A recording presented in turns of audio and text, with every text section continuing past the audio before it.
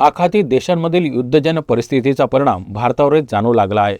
देशात व्यावसायिक गॅसचा तुटवडा निर्माण झाल्यानं आणि घरगुती गॅस सिलेंडरच्या दरात 60 रुपयाची वाढ झाल्यानं सर्वसामान्य नागरिकांमध्ये असंतोषाचं वातावरण निर्माण झालं आहे।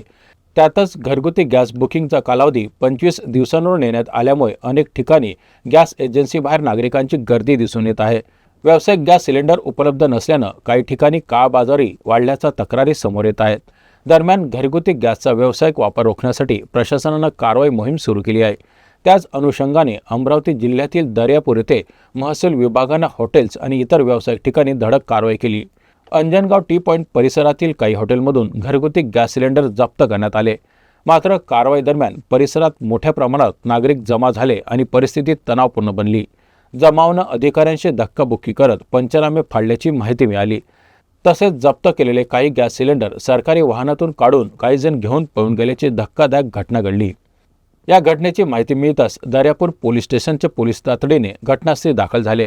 सुमारे तासभरानंतरही सिलेंडर घेऊन गेलेल्या व्यक्तीपैकी कोणीही परत आले नसल्याचं सांगितलं जात आहे।